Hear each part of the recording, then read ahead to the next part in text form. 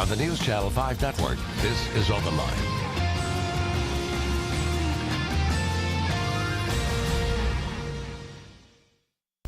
Hi, everybody. Rory Johnston with you on a Monday night. Time for OpenLine here on News Channel 5 Plus. Thanks for tuning in. We are live.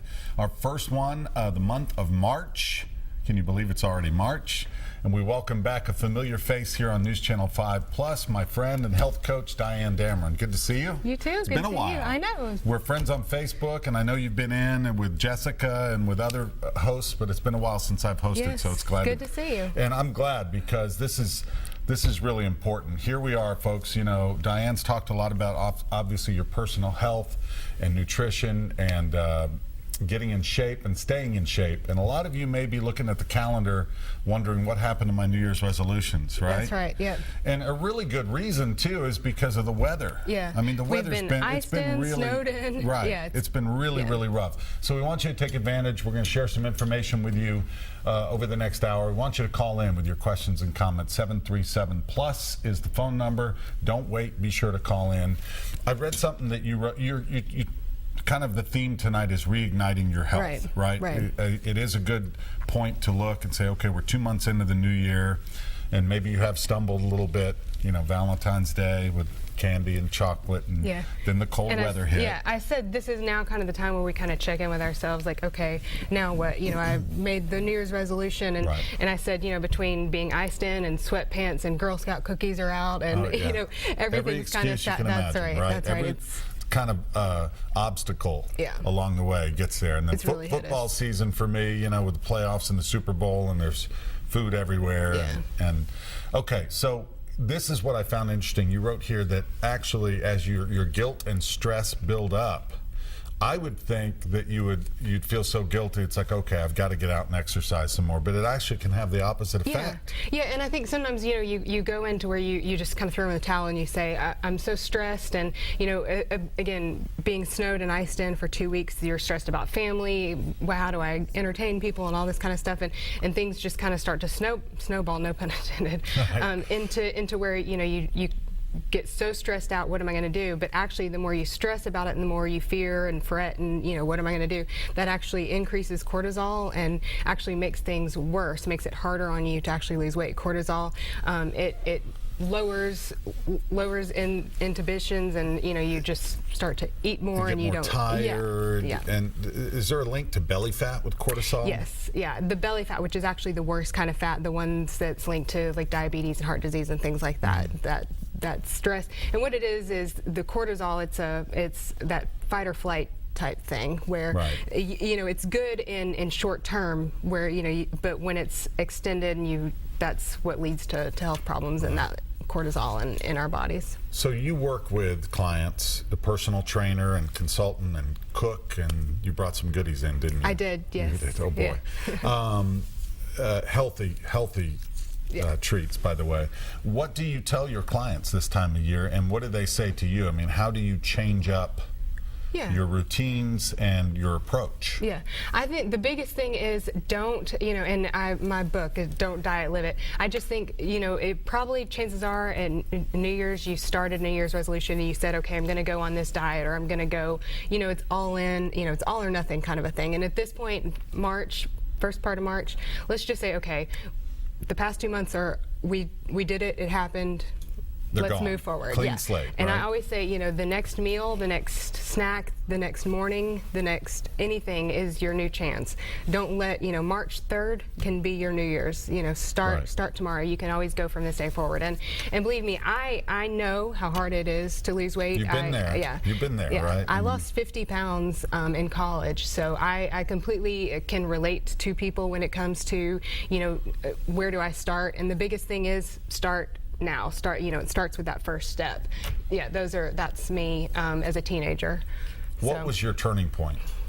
I think it was a mix of things. I went to college to play softball, and I quit softball and kind of started really focusing on myself. And I had some family members with certain heart diseases, and, you know, things that I kind of thought, okay, and I had tried, like a lot of teenage girls, I had tried diets, and they never worked, and it just made me feel even worse about myself. And I finally kind of came to a point where I thought, okay, it's not about, it can't be about beauty and, I'm fat or thin or skinny or whatever. It had to be about a lifestyle change and feeling good about myself, and that's kind of how it started. I just did some research and started a lifestyle plan for me that worked, both nutrition and fitness. And again, I say that first step. I run a lot now. I run probably 30 miles a week, but when I first started, I could barely run 50, 100 yards, and I'd have to stop. So it just, it just start and it'll progress. Yeah, don't be so hard on yourself. Right. Let's go to the phones. We've got Jay on line 1. Hi, Jay, welcome. Hey, thanks for taking my call. Sure, go ahead. I've got a question for, I don't eat fried foods anymore, and I quit drinking caffeine. I had a question about aloe vera juice. I suffer from acid reflux a lot, and I hear that's pretty good for you. And also smoothies. Do you recommend smoothies for breakfast? Thanks. Yeah, and I think that was aloe vera. Aloe vera juice, yeah. I've heard good and bad things about it. It doesn't really sound very pleasant to me. Yeah. And I don't think, especially in large quantities, I wouldn't recommend it. If the smoothies, I kind of am always on a philosophy of good, better, best type things when it comes to choices. Smoothies are a good choice, and if you're gonna have a smoothie, I would make it yourself, because smoothies, a lot of times if you get them out somewhere, They're just loaded with sugar. It's basically a milkshake. Yeah, a lot of calories and sugar. they're usually like huge sizes. And it's not the freshest of fruit. Right. And even, if you go, like, let's say you go to the grocery store and you get a smoothie mix, like in a bag, like frozen smoothie mix, it's usually, if you look at the ingredients, it's going to have added sugar already in it. So I like to, and I'm the type of person, I like food. I want to chew my food. I want to know that I'm eating food for breakfast. Right. So I like to, I would rather take the ingredients of a smoothie and keep them intact.